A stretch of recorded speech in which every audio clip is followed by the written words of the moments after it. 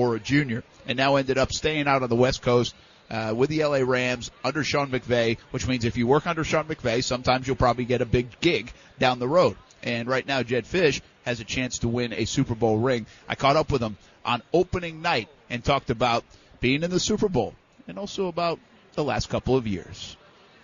Congratulations. This Thank is you. pretty cool. What's this like? I mean, you've been around football for a long, long time, but this is the ultimate, right? Yeah, I've never been around this. 12 years in the NFL, I've never been to a Super Bowl, and it's more than you could ever even imagine. You know, you think that you kind of just play the season, right? And you just win, and you play the season, and you win, and you're like, wow, this is actually happening this year. And it's been the Mecca. It's been amazing. Is the last week or so, has it been a lot of people, a lot of knuckleheads like me bothering you and stuff like that, just because, hey, this is when you're on the big stage? I don't think it's not a bother when it's, what do they call that, a champagne problem? It's a phenomenal situation. We're at a great spot. We have an incredible head coach, an incredible GM, owner, team, and just to be a small part of it, it's just unbelievable. Well, you've been gone for a few years in Jacksonville, UCLA and Michigan, and now this. What's it been like, that little journey since we last saw you in Jacksonville? Yeah, well, I mean, it's been an awesome 4 years. I mean, it's been a chance to be a part of a lot of wins, which is awesome. Coaching for Coach Harbaugh and Coach Mora were both incredible experiences, and now to be with Shaun, I just feel like the football god smiled on me, and, you know, and I love Jacksonville, and I love the time there, and, you know, I wish them nothing but the best, but it's been an awesome time here. Obviously, McVay's a young guy. I mean, you've been around football for a long time. I mean, are you shocked? He's, 33 years old and smart as can be and knows exactly what buttons to push when. And the best thing with him is he understands communication is the key, and he's so good at it that I feel like I learn something every day from him. His offense looks intricate. Is it hard, and do you think we'll start seeing it? I mean, I guess we've already seen it in other places, and the tree is starting to spread already, but is it the new wave type of thing? Yeah, well, I think it really all starts from what we all learned with Mike Shanahan, and Kyle and Shaun, and I had the privilege to work for him in 2008, and then really Shaun has kind of taken on his world with it, and then Matt LaFleur will take his on, and then I guess there's other people on the tree that'll be going places, and it's really a situation where I think that the offense is challenging to defend, and I think it's a good offense to learn. From a layman's standpoint, we're in Jacksonville, obviously. The offense hasn't been great over the last decade. They had a nice year 2 years ago. But it seems like all the motion, all the stuff pre-snap wouldn't be that difficult for so many teams to do. Why don't more teams do it, and is it more difficult than I'm letting on because of the timing? Yeah, I think the biggest thing with the offense that we run is how we attack defenses. And I think that Shaun and the offensive staff, they really have a great feel for what defense they're trying to do, and the motions and the reduced splits and some of those things that we've evolved to and that he's evolved to has really come more so because of really a great understanding of defensive football. All right, let me ask you about quarterbacks. Brady, how amazed from a guy who loves the quarterback spot. Yeah. You look at it as a different than I do, but we're all amazed by him. But what level of amazement are you? Well, I'll say that the greatest privilege of my life was playing catch with him one day in Michigan in 2015. He's special. He's 41 years old and has been to 9 Super Bowls and is a class act and an incredible player, and it's a dream to play against the guy. And I think that we have a guy right now that has those similar traits and characteristics, a calmness, a coolness, he's as accurate as anyone I've ever been around, and he really is just a special guy. When you talk about QBs, you just mentioned Jared's accuracy. Do some people leave that out when choosing them, picking them, and almost they know you have to have it, but you sometimes forget about it, maybe because of a height and weight or an arm strength? I think that there's no question that accuracy is an enormous part of this whole thing, and if you can't hit your targets, It's really hard to play the position. And then there's a million other things that go into it, but I've really learned throughout this, time with Josh Rosen and then with Jedd that, they've got two incredibly accurate guys that have great poise and are surrounded by great players. They have great wide receivers. We have great receivers here, and tight end and offensive line and some veterans, and it's a really good team. All right, last one. From my perspective, Blake Bortles doesn't have that accuracy from a lot of people's perspective. You worked with him right off the get-go. How far, in your opinion, from watching from afar, did he come these last few years? And any idea why you think it might not work out? Yeah, I've been with Blake only when he was a rookie. I thought he was phenomenal. Gifted kid. I think he's a great guy, and I hope that it works out great for him. I've only seen one game he played this year, and it was against these guys, and he did really, really well. So hopefully we can match the successes that Jacksonville had against New England on Sunday. All right. Go get a ring. All right. Thanks buddy. Good seeing you. Thanks. Jedd Fisch, I feel like he just said Blake Bortles has a good personality. I felt like it was one of those lines, and maybe he's right. I really like Jedd Fisch. I enjoyed being around him. I enjoy listening to him talk. I think it's good conversation like we just had.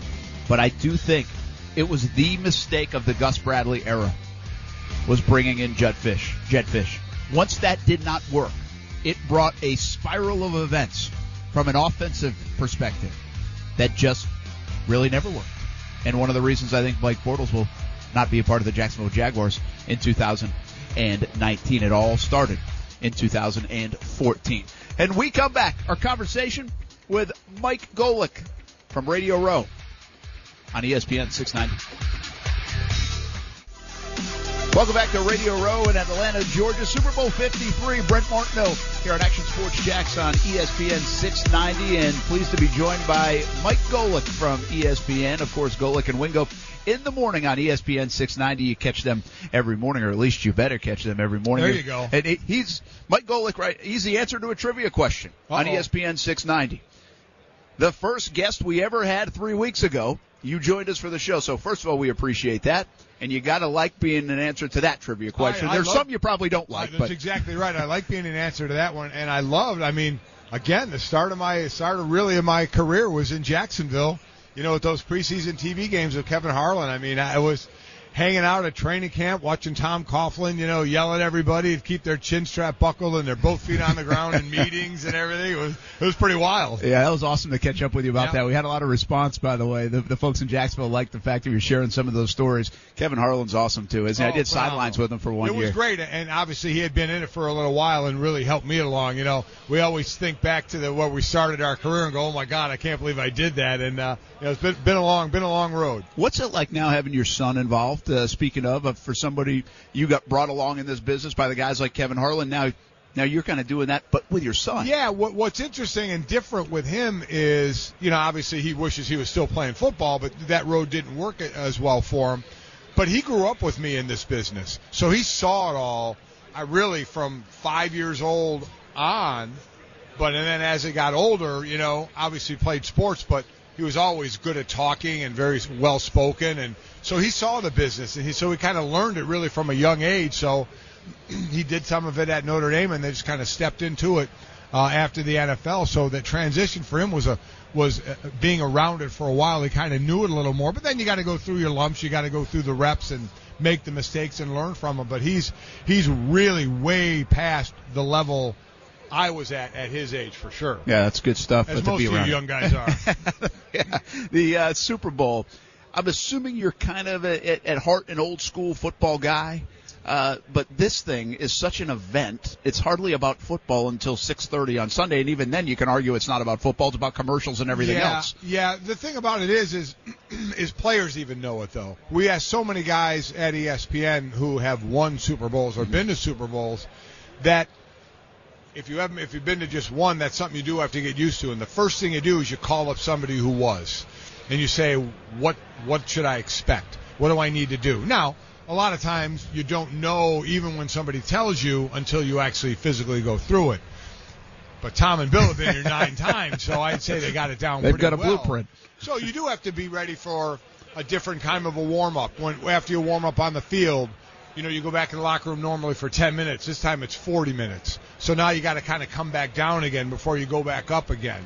You have that extra week. You got to take care of family and tickets. Yeah, and so there's a lot more things that you need to worry about structurally until you are almost praying that the guys I've talked to said we can't wait for the kickoff because we want to get back to what we're here for, is playing the game. Yeah, and I can only imagine, because anything you do, if you're super excited about it, and it doesn't have to be playing football, but you're super excited, you kind of lose your breath a little bit. You exhaust some energy. We had Emmitt Smith on this morning, and he said his first, he'd been going to 1 and 3. He said his first one, he said, I went out to do my normal warm-up, which is run around the entire field and then start my stretching. He said, I ran around the entire field, and he goes, I was on my knees huffing and puffing going, oh, my God, why am I out of breath? And he said, it's just you're so hyped up and caught up. He said, you think, I'm never going to be able to catch my breath again, and then obviously you do, but he said that was a huge kind of a scary, interesting thing for him. You've been in so many locker rooms. How hard do you think it would be if your coach was 33 years old for that guy to grab the room the way McVay has been able to do that in L.A.? Well, I don't think it's hard anymore now. I maybe in the beginning there was kind of a wary eye saying, wait a minute, is this guy ready to do this? Even though he'd been in the NFL since 22, with Gruden in Tampa Bay as baby Gruden.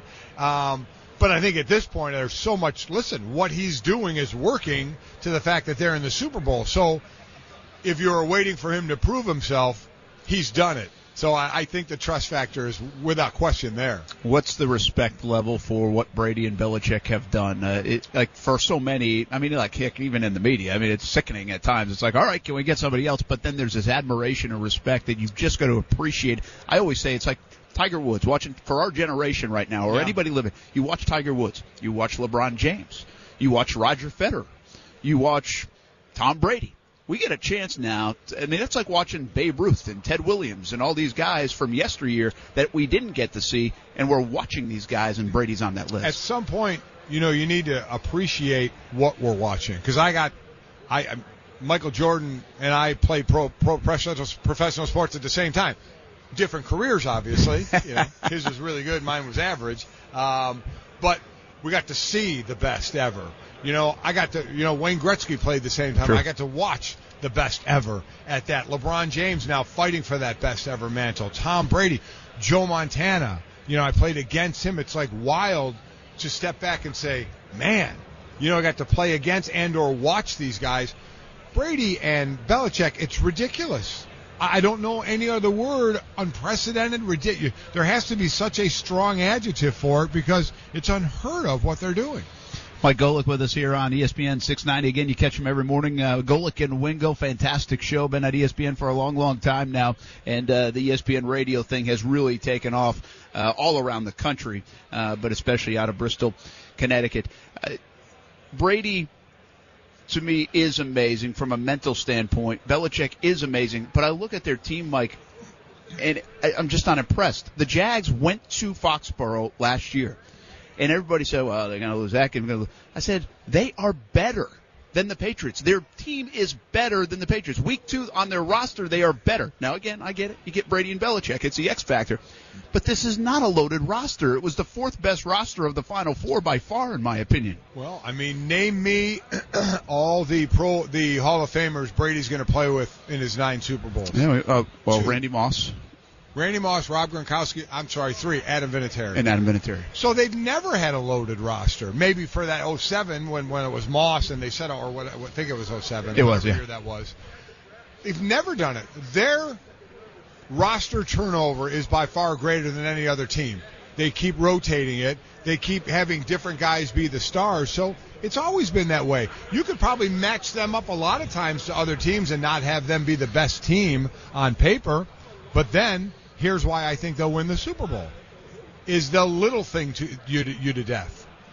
Most teams don't win games. Teams lose games.